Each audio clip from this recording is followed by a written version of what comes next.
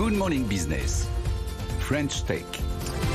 Et dans la French Tech à 6h45, ça y est, l'ESG, la RSE rentre aussi dans les critères des French Tech, notamment grâce à vous, Sophia Martin. Bonjour. Bonjour. Vous êtes présidente de Reds Ventures et vous annoncez effectivement le lancement d'un fonds d'amorçage. On est vraiment sur les early stage pour des startups plus responsables. Alors, pourquoi est-ce que pour un investisseur, ça serait malin de rajouter des critères de RSE quand on finance une French Tech, une startup ?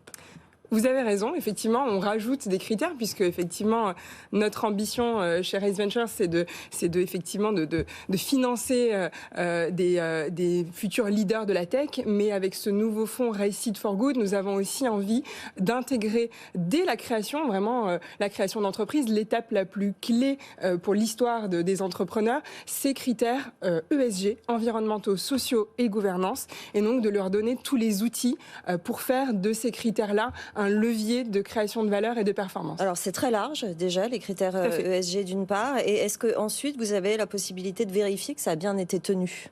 Exactement. Donc nous mettons en place en fait toute une méthodologie que nous avons développée, que nous avons créée et qui est adaptée à la maturité de ces jeunes sociétés. Et donc nous allons vraiment les accompagner dès l'entrée au capital, donc avec un audit pré-investissement. Et puis ensuite, à chaque étape de la vie de la société, et notamment au board, où nous les accompagnons, pour vraiment s'assurer que ces critères et cette stratégie sont respectés tout au long de la vie de la participation. Alors quand j'ai vu votre communiqué, là, ce qui donnait envie de vous inviter, je me suis dit quand même, tous ceux qu'on reçoit tous les matins à votre place, souvent, parce qu'ils sont jeunes et parce qu'ils ont une vision du monde différente, ils intègrent en fait souvent la raison d'être dans leur projet d'entreprise, leur projet de start-up. Ça nous frappe avec Sandra de voir effectivement qu'à chaque fois, c'est pas seulement une idée géniale pour conquérir un marché, c'est une idée géniale pour changer le monde. Donc quelque part, je me dis, mais finalement, Sophia Martin, est-ce que elle va pouvoir éliminer certains projets ? Parce qu'en vérité, de plus en plus de projets intègrent cette dimension. Alors, vous avez raison, c'est vrai qu'aujourd'hui, le monde change et donc les entreprises sont aussi forcées de changer et les investisseurs également. Ouais. Chez Raise, vraiment, nous sommes un pionnier de la finance engagée depuis 2013. Clara Guémard et Gonzague de Blinière, qu'on crée Raise, l'ont vraiment créé avec cette raison d'être de vouloir réconcilier la performance financière et la bienveillance. Et donc, du coup, effectivement, de créer ce premier investisseur et leader de la finance engagée. Et donc, effectivement, avec Raise Seed for Good, c'est tout à fait notre ambition, c'est de faire émerger les futurs leaders de la tech. Mais est-ce qu'ils ne sont pas tous dans la tech déjà forcément, est-ce que c'est pas finalement rédhibitoire de ne pas avoir en plus, quand on lance une start-up, cet objectif de raison d'être, de ESG, de faire attention au monde ? Quand on arrive à avoir une taille critique sur le marché, oui, effectivement, on commence à devenir visible aujourd'hui. Quand on regarde les 25 licornes, effectivement, on peut se poser des questions sur leurs externalités négatives et puis elles sont visibles. Donc forcément, ça attire l'attention.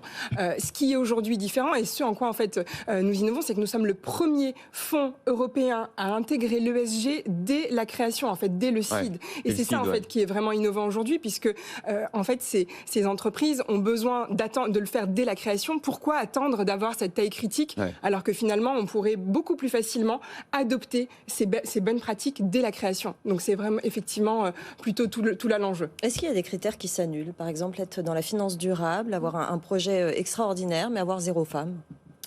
Alors, effectivement... C'est difficile d'arbitrer, c'est ça que je veux dire. C'est très difficile d'arbitrer. Et d'ailleurs, aujourd'hui, c'est aussi pour ça que dans notre méthodologie, nous dissocions le business model qui, effectivement, peut être vertueux et les business practices qui sont vraiment l'intentionnalité des dirigeants de la société de s'améliorer sur ces critères-là. Gouvernance, avec effectivement plus de femmes à l'organe de gouvernance, plus de femmes C-level, les différences de salaire au sein d'une start-up, et puis également des critères environnementaux ou sociaux de manière plus générale. Vous parliez de la place des femmes, c'est très important parce qu'on y est très sensible ici. On est d'ailleurs très content de vous recevoir, Sophia Martin. Vous êtes partie des 10 femmes à suivre en 2022, selon un classement récent.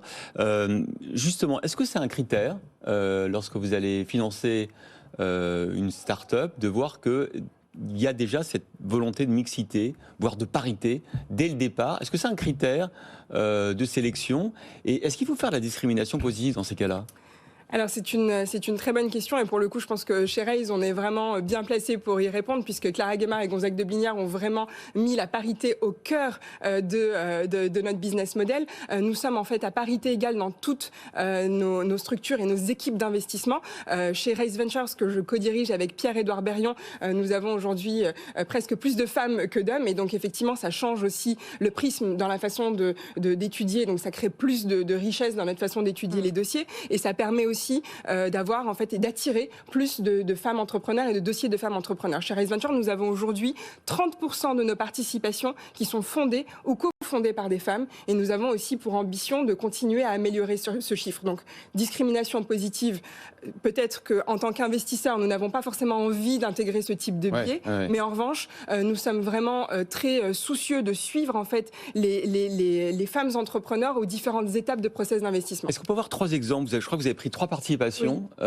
Dans quoi vous investissez justement avec cette dimension ESG? Alors, ce qui est très important de rappeler et de souligner aujourd'hui, c'est que nous investissons dans tous les secteurs d'activité dès lors que nous détectons en fait chez les entrepreneurs cette capacité à ce potentiel à devenir des leaders de la tech responsable et donc nous les accompagnons avec avec les bons outils et la bonne démarche dans cette stratégie. Aujourd'hui, nous avons effectivement déjà 3 premiers investissements. Nous avons investi dans Helios, qui est une éco-banque responsable qui permet effectivement de décarboner l'épargne et les dépôts des clients, un vrai sujet d'actualité. C'est-à-dire de compenser, par exemple ? Par exemple, de compenser, mais surtout d'orienter ces dépôts exclusivement sur effectivement des investissements de l'épargne complètement décarboné. Un autre exemple ? Ça, effectivement, c'est innovant. Et Powers, qui est effectivement sur ce plateau, Powers, exactement. Donc, une superbe équipe qui, aujourd'hui, a volonté de dépoussiérer le monde de l'éducation et de créer, en fait, des jeux éducatifs pour nos enfants de 6 à 13 ans. Voilà. C'est une incroyable story, Powers. Tout à fait. On est très fiers de les accompagner. Bon, écoutez, je crois que vous avez fait un bon placement. Merci, Sophia Martin, présidente de Raise Ventures, d'avoir été sur ce plateau pour la French Tech ce matin.